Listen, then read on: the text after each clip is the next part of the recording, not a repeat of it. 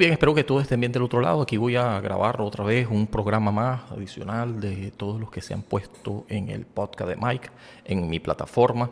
Quiero hacer breves eh, explicaciones, no tan exhaustivas, aunque todo el tiempo me quedo corto en función a que el tema puede ser muy denso, es denso, es a veces controvertido, a veces hay muchas aristas, a veces no estoy tan plenamente conformado en una estructura. Entonces por eso el tema que digo en cada episodio, hace 2 meses, ya el último fue el 149, no, este es el 149, el 148 fue el pasado, y allí hablé sobre el aura desde el punto de vista de Walter Benjamin.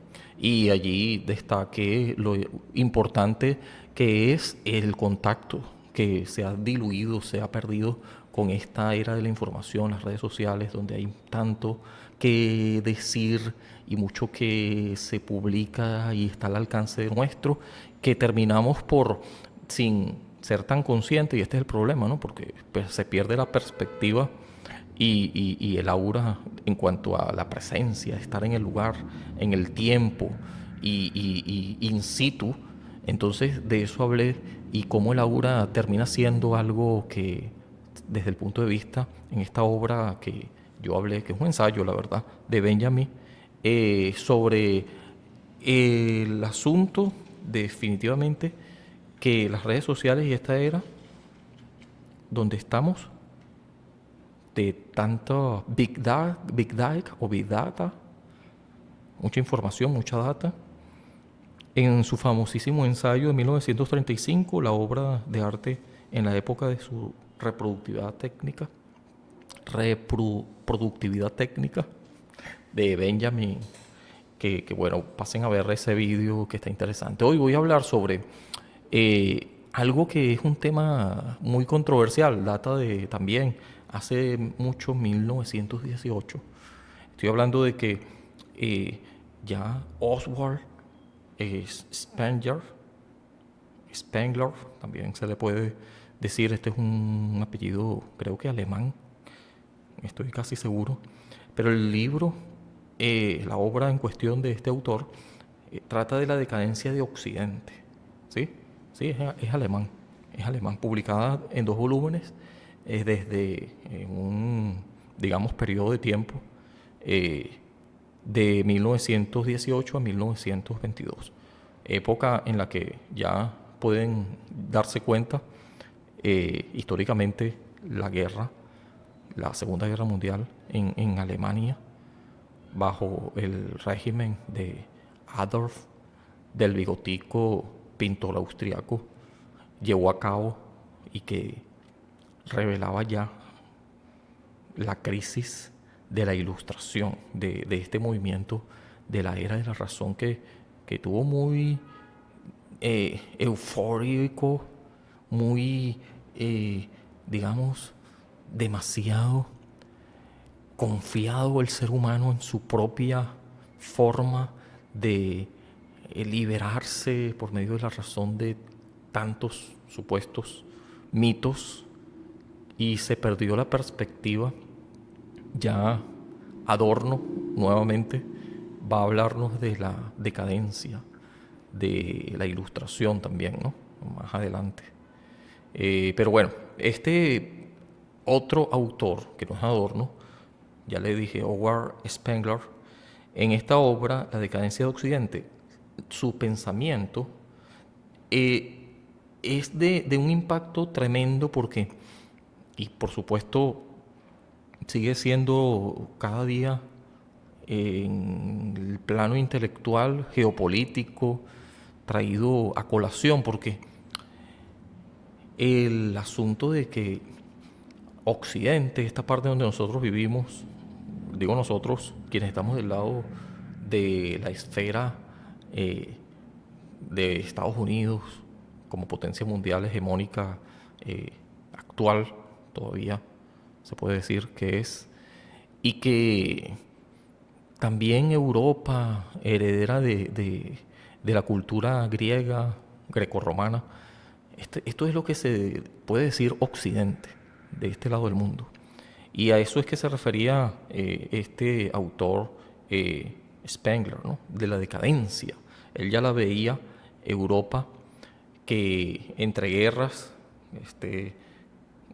por supuesto, cuando se habla entre guerras, porque la Primera Guerra Mundial surgía en 1914 y después apareciéndose otra guerra en 1940 y tanto, que no es algo tan desconocido para ninguno de nosotros porque es algo reciente relativamente, ¿no? Estamos hablando de unas cruentas guerras que vivió la humanidad, Primera y Segunda Guerra Mundial como la conocemos ahora, esperemos que no haya una tercera.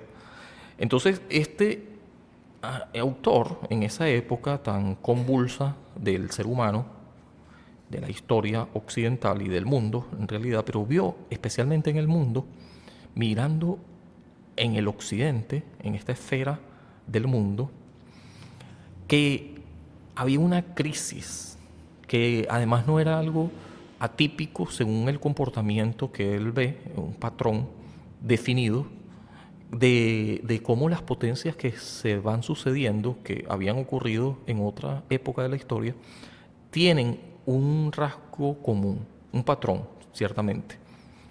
Y la crisis de la modernidad de esta época, que se llama así, este patrón lo detalla y en este enfoque dice que sigue siendo el caso y es tan importante que lo entendamos porque el organismo vivo que emerge y que es ciertamente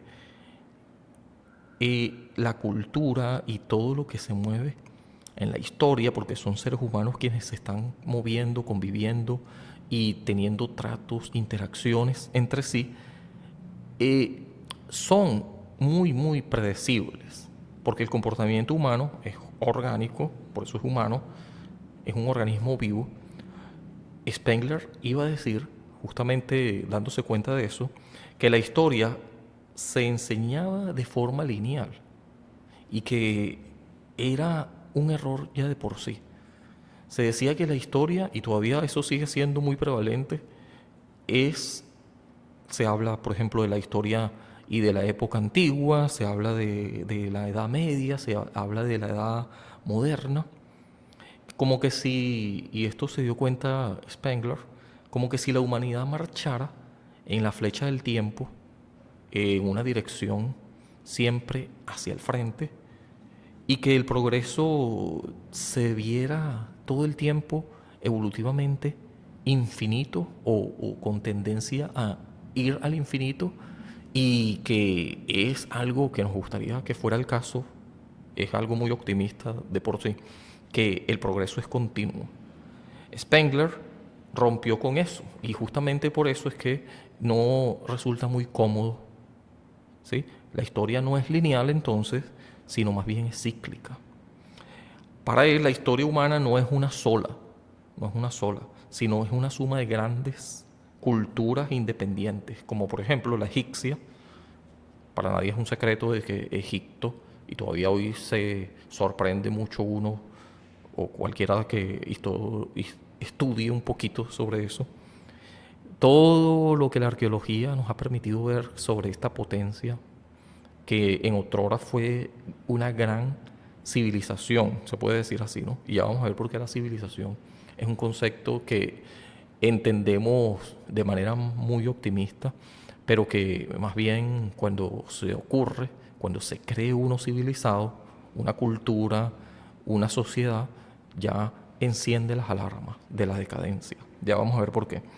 Pero lo cierto es que la cultura y la potencia egipcia, ciertamente, sin lugar a dudas, fue una que revolucionó el mundo. La babilónica también, de ahí nos viene, por ejemplo, la escritura, ¿sí? Y la India, él identificó también que es una potencia muy que, digamos, tuvo una influencia y todavía sigue siendo el caso en la historia de la humanidad. La China, que evidentemente es milenaria, igual que las otras, de cierta manera también, bueno, tuvieron un apogeo muy interesante y una tendencia que la ponía por encima de otras, como potencia, justamente por eso. Y la clásica, y aquí es donde llegamos a la cultura y sociedad o potencia de Occidente, que es la grecorromana. Que, y aquí es precisamente donde él hace una comparación, la llama fáustica, porque trata del mito de Fautos. Fausto, este mito viene traído por bueno, fue popularizada por Goethe, creo que así se pronuncia, que trata de una persona que trató con desmesura a los dioses. Siempre estos mitos griegos resuenan bastante. La ibris sobre la obsesión del espacio y el infinito, espacios infinitos, desacreditando un poco los límites, o sea que no hay límites. De todas maneras, se puede ver aquí cierta arrogancia, cierta transgresión a lo que se puede decir son límites impuestos por los dioses. Así que entendemos que la grecorromana o cultura occidental, según Spengler, y ya vamos a ver por qué, esto es algo que él vio de esa manera muy tempranamente, o mejor dicho, él estaba metido en este occidente y que está muy, digamos, repitiendo el patrón decadente de las otras potencias que él reconoció allí, una especie de continuidad no lineal, cíclica, pero que era una herencia que muchos tendían a poner, digamos, a un lado. ¿Por qué? Porque resulta polémica y resulta incómoda. Lo revolucionario de Spengler precisamente tiene que ver con que él analizó todas estas culturas como si fueran un organismo vivo, una vez más. Así que estas culturas, tal como un organismo vivo, como una plantica, como el ser humano, como cualquier organismo vivo, tiene un nacimiento, crece, tiende a crecer, desarrollarse, hasta llegar a una edad madura. Entonces este ciclo lleva a envejecer y finalmente muere. Entonces el ciclo termina siendo nacer, madurar, envejecer y bueno, claro, antes de eso crece, ¿no? Crece en todo momento. Nace, crece, madura, envejece y muere. Así que Spengler les asignó una esperanza de vida promedio a estas potencias según su criterio y según como él veía cómo iba apareciendo en la humanidad diferentes potencias sucediéndose unas a otras de 1000 años. Duran 1000 años más o menos, según Spengler. Así que la civilización, y aquí tocamos este tema de nuevo, es algo donde termina fosilizando, sintiéndose muy cómodo. Un imperio se siente tan invulnerable que ya termina no creando, sino administrando. ¿Sí? Ya vamos a ver por qué. Esto es crucial porque entre dos etapas que ocurren en el ciclo, ya les hablaba del ciclo, nacer, crecer, madurar, envejecer y morir, pero también hay especie de una metáfora que resulta que hay una primavera y hay un otoño y después hay un invierno, entendiendo esto como que si se tratara de, y precisamente este es la comparación, la metáfora, como los ciclos del tiempo, ¿no? Digamos que esta primavera es cuando emerge la juventud y la madurez. El nacimiento es en esta primavera más temprana, pero especialmente vamos a asomarnos en estas dos etapas que es donde la fase de la cultura tiene un apogeo muy tremendo, muy beneficioso para la civilización, que es la juventud y la madurez. En esta época es cuando se crea, cuando hay valores espirituales y metarrelatos. La sociedad es unida por una fe que hace en comunión. El arte es genuino, esto en la juventud y la madurez. Hay una fuente de trascendencia, de conexión con la tierra, con lo rural. Hay valores éticos y religiosos que más o menos hacen que se mantengan cohesionados como nación, como cultura, como, eh, digamos, una vez más, comunidad. Así que estos valores éticos religiosos terminan haciendo que se vea una especie de homogeneidad, de unión sólida, y el alma de la sociedad así es vibrante y sigue en expansión. La fase de la civilización, una vez más, también tiene otro momento que es el de la vejez, y con ello la decadencia va llegando poco a poco. Y es un destino inevitable que las culturas están condenadas a padecer. Aquí es donde ocurre la decadencia de Occidente, por ejemplo, pero de cualquier otra cultura o potencia en otrora que funcionaba. Ha tenido ese declive. Spengler identificó este patrón y es precisamente esta manifestación que llega al final. Todo imperio pasa por allí. Por ejemplo, Roma. Roma es considerada una potencia que no se sucedió por una especie de conquista, sino por una decadencia silenciosa. El triunfo de la megápolis, una población, un campo de concentración en una geografía donde había una hegemonía, la polis griega, heredera, por cierto, Roma heredó todo lo de Grecia. Así que la población, y es precisamente cuando la megalópolis, para decirlo mejor así, ¿no? Lo había dicho mal, es una especie de megaciudades, donde hay una concentración de población. Y esta población es porque, una vez que se concentra en ese sitio, es porque ha venido de otros. Abandonan el campo y se concentran en ciudades gigantescas, dígase megalópolis. Así que estas ciudades, concentración de seres humanos, una demografía como nunca, pero artificiosamente planeada y desalmada. Estos ciudadanos se vuelven nómadas cosmopolitas porque no tienen raíces espirituales, no tienen una cuestión que les ate, sino que es una vida muy artificial. El materialismo y el dinero. Así que la espiritualidad muere y es reemplazada por esto de la materialidad, de lo tangible, de lo pragmático. Y el intelecto del raciocinio frío se convierte en algo que termina predominando y que es una estructura que todo el mundo termina respetando de manera a lo mejor casi siempre inconsciente.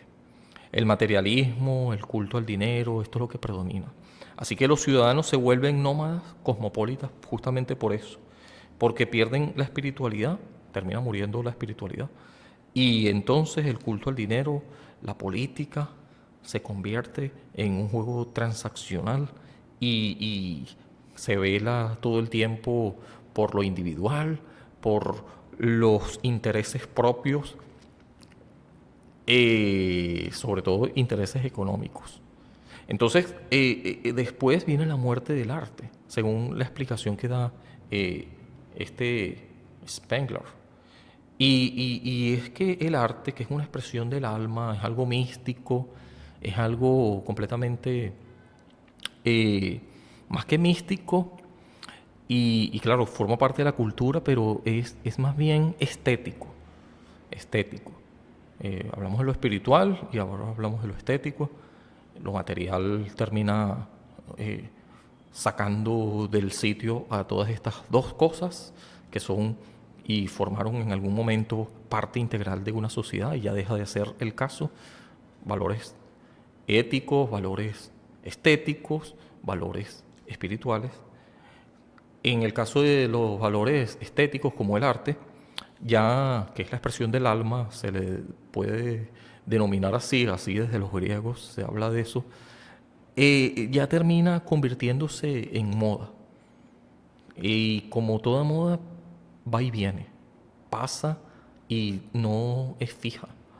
Así que el entretenimiento, que es a lo que llamamos arte ahora, arte visuoespacial, arte escénica, termina ya no convirtiéndose en algo que nos lleva a reflexionar, sino puro y duro entretenimiento.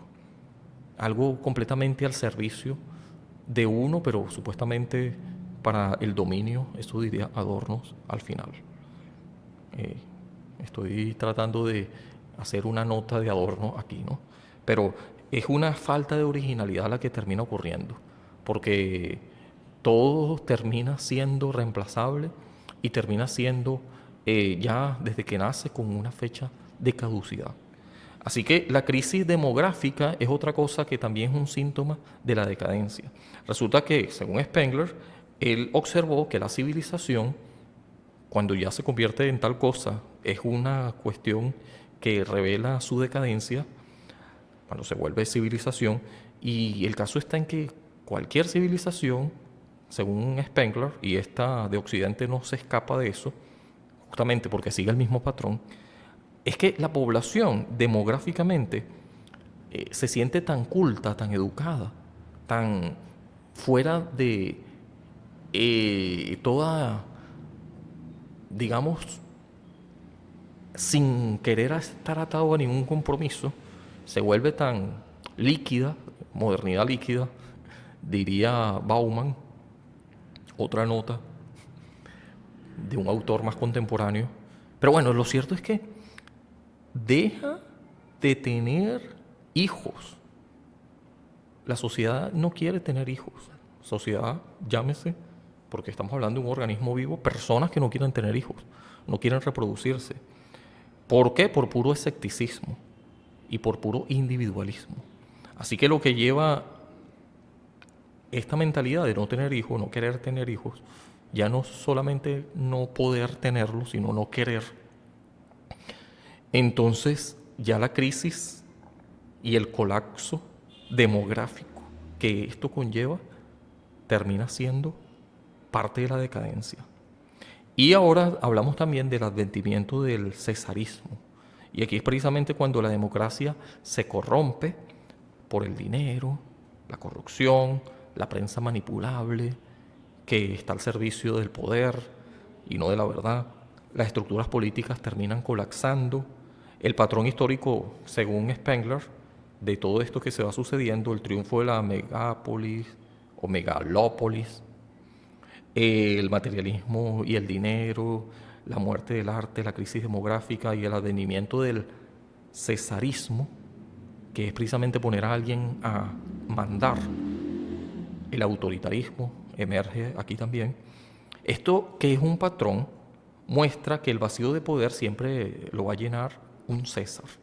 Y este César es un líder autoritario, es una dictadura militar o puede ser eh, construido sobre la fuerza del que gobierna, que está por encima de la ley, que se siente por encima de la ley. Y así es precisamente como ha pasado a explicar Spengler, un patrón que él puede ver en los imperios desde el egipcio hasta el actual imperio de la cultura y civilización occidental. Es un patrón que se sigue repitiendo, que siempre está ocurriendo. Spengler aplicó este patrón que además no es una cuestión artificial, sino es algo orgánico, causado por personas, organismos vivos. Desde la antigüedad clásica, llamada apolínea, que es la greco-romana, este patrón no ha dejado de repetirse. La Grecia antigua fue la fase cultural poética, esta efervescencia de la filosofía, de la razón no vislumbrada, sino yo creo que esto, estoy seguro más bien, más se debe al occidente y la civilización esta de la ilustración, la era de la razón, Saper aude, atrévete a pensar, pasar de la mayoría de edad. Esto, otra vez, una nota aquí nos recuerda claramente a Immanuel Kant. Y la filosofía, otra vez trasladándonos a Grecia, grecorromana, esta cultura que es heredera de Occidente, o al revés, ¿no? Occidente heredó esta cultura, es parte de ella, es una continuidad, pero una continuidad que, digamos, no es precisamente una copia, sino que ha evolucionado y no precisamente evolucionado para mejor dependiendo de a quién le pregunte.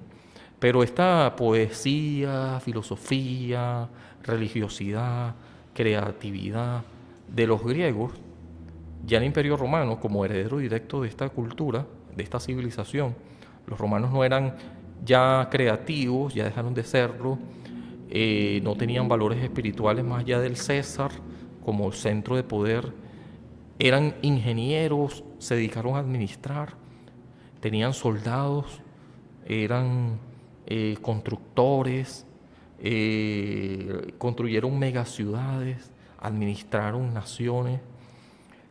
Y Roma entonces empezó a sustituir la religión por el espectáculo, pan y circo, pan y circo. Y se centraba en una figura que era el César, que era el dios material, vivo, que todo el mundo tenía que idolatrar. La política por el dinero, los banqueros, terminó bajo el mando absoluto de una especie de imperio, con un emperador, por supuesto, el César. Y los Césares, antes de disolverse por completo, eran los que tenían esta administración que marcaba el rumbo de la vida de otras personas, de todo el imperio que ellos conquistaban. Entonces, según Spengler, lo mismo que le pasó a Roma está pasando o se está empezando a ver el patrón en el occidente. Así que la civilización occidental está donde vivimos nosotros, según Spengler, y esto no es muy cómodo de escucharlo, es un shock escuchar esto, porque le dijo a la Europa que él mismo estaba viviendo, y él mismo estaba viendo la decadencia en primera persona, ya desde el siglo XX, como podemos ver en la fecha en la que se publicó esto, que su progreso científico y toda esta especie de optimismo de la ilustración traída a su máxima potencial por el idealismo alemán y toda esta cultura que se vislumbraba como infinita, este avance tecnológico, todo esto no era otra cosa que un síntoma de la vejez. No era precisamente juventud, un síntoma de un invierno por venir. Occidente ya no es una cultura, en tanto es una civilización, y cuando hay una civilización, según Spengler, la era de los grandes filósofos, músicos, la era de las grandes religiones occidentales, la era de lo que se pudiera considerar una cultura que su creatividad no dejaba de ser el caso, eso ya había pasado. Esa época de juventud, ya les decía, como la primavera, esta época de la juventud y la madurez estaba en decadencia ahora, y en tanto ya empezaba a ocurrir un invierno, ya empezaba a ocurrir una especie de vejez y con ello la decadencia. Así que esta fase técnica y material era preocupante. Estas predicciones son sorprendentes y siguen siendo reveladoras en nuestros días. Eh, Digo porque se acude a Spengler, aunque se ve con sospecha. El régimen alemán nazi, por supuesto, no le prestó ninguna atención al libro que él publicó, que data, ya les dije, de 1918. Bueno, ya este libro estaba muy en boga, digamos, existía, no voy a decir que era muy popular ni nada, porque precisamente el régimen de Hitler, ya existía el libro desde 1918, La decadencia de Occidente, no le prestaría ninguna atención y sería Oswald Spengler alguien muy impopular. Él terminaría muriendo fuera de los círculos académicos. No tenía ninguna relevancia en cuanto a que se tomara en serio. Pero hasta el día de hoy, cuando se ve el occidente colectivo amenazado o puesto en descrédito o se dice que está en decadencia, se tiene que acudir obligatoriamente a Spengler. ¿Por qué? Porque él predijo con décadas de anticipación el fenómeno que está ocurriendo actualmente en Occidente, como la globalización, la hiperurbanización, la crisis de la natalidad de los países que se están desarrollando pero que no tienen una posición demográfica, están envejeciendo, no se tiene bebés, no hay una juventud pujante, sino que termina siendo eh, muy individualista. El poder absoluto es el que reina por doquier, el dinero está por encima de la política, así que vemos estas grandes empresas tecnológicas y estos multimillonarios, billonarios más bien, que son los que marcan la pauta como que si la política, esto de la democracia, no es lo que precisamente termina dominando, sino lo que marca la agenda son estos poderes bueno, que están por encima del poder, que bueno, tiene que ver con la cantidad de dinero que tiene y la influencia que tienen sus empresas. Hay que decir, ¿no? Facebook, hay que decir Amazon, hay que decir Elon Musk y todas estas empresas que tienen personas con nombre y apellido detrás de ellos. Son corporaciones, pero son orgánicas, son organismos vivos y que terminan siendo una minoría que termina, una vez más, marcando la pauta, no precisamente los políticos y las democracias. Así que la degradación de Occidente, también el periodismo y lo comprometido que están con el poder y no con la verdad, el surgimiento del populismo autoritario y el cesarismo, se puede ver allí, revela que se está repitiendo el patrón de Spengler, que él pudo ver en las potencias habían estado ocurriendo desde hace mucho. Entonces, el asunto aquí es hacer un llamado al realismo. Spengler no pretendía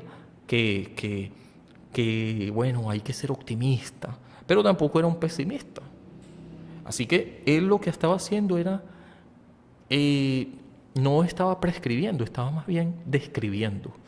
Estaba siendo realista cuando nos asomamos a la historia y él identificaba estos patrones que sencillamente ocurrían y que él lo estaba poniendo por escrito y diciendo, wow, pero esto se parece mucho a lo que está ocurriendo ahora. Y por supuesto con ello identificó el patrón, ese que ya les había mencionado, ya estoy casi terminando, ¿no? Decía que no podemos evitar la vejez, no podemos evitar la decadencia de nuestra civilización, tampoco. De la misma manera que un anciano no puede volver, y esta es la metáfora, a ser adolescente, tampoco se puede volver a una época juventud, a una época de nacimiento o de primavera, simplemente por hacer un decreto. Esto es inevitable. Su consejo, en tanto, es que debemos aceptar este hecho, la aceptación. La fase histórica en la que nos tocó vivir tenemos que aceptarla y actuar con dignidad y actuar dentro de ella con el valor más humano posible, pero con dignidad, enfocándonos en la técnica, la política y la organización, que es lo que hay, que son la fuerza que termina sucediéndonos en la vejez, en esta decadencia donde estamos, según Spengler, y yo en esto puedo darle mucho crédito. Yo pudiera estar muy de acuerdo con estas ideas. Pero bueno, dejen ustedes allí en sus comentarios, digan qué les parece esta ideología, la decadencia de Occidente. Y bueno, nada, voy a dejarlo hasta aquí. Esperemos que esté bien del otro lado, esperemos que esto no haya sido tan aburrido para ustedes y que una vez más deja más preguntas que respuestas. Por ejemplo, ¿acaso vivir en esta época de decadencia, de primavera, ya ni por nada del mundo? Pero mientras estamos en este invierno y en esta vejez, ¿acaso no estará naciendo una nueva potencia? ¿Acaso no estará en el vigor juvenil o en primavera, en algún lado, la sucesión de otra potencia como organismo vivo y que sencillamente los valores occidentales, esta civilización, ya termine pasando y sustituyéndose, sucediéndose? ¿Acaso esta especie de vejez y de saber que vas a morir no termina haciendo que, viendo un sucesor posible, haya una especie de arrebato ya a lo último para quitarle la vida a este bebé, que quién sabe dónde estará? Se puede decir China como una potencia emergente, ¿será la que sucederá? Y cómo las potencias mundiales que han sucedido en el tiempo terminan haciendo, claro, inevitablemente, eh, decayendo a un invierno y a la vejez y dejando de existir como potencia y a lo mejor coexistiendo y con el tiempo convirtiéndose ya en una especie de país más modesto, más humilde, entre comillas, pero dejando de ser una potencia. ¿Y hasta dónde va a ocurrir todo esto? Esto de la dialéctica del amo y la servidumbre, de que la historia, según Hegel, tiene esto como motor, eh, en una tesis, antítesis, síntesis. Así lo diría, por ejemplo, Karl Marx, pero volviendo a Hegel, sería como la cosa en sí, la cosa para sí, y después la cosa en sí para sí, como esta triada dialéctica que termina siendo todo el tiempo el motor. Entonces, ¿hasta dónde llega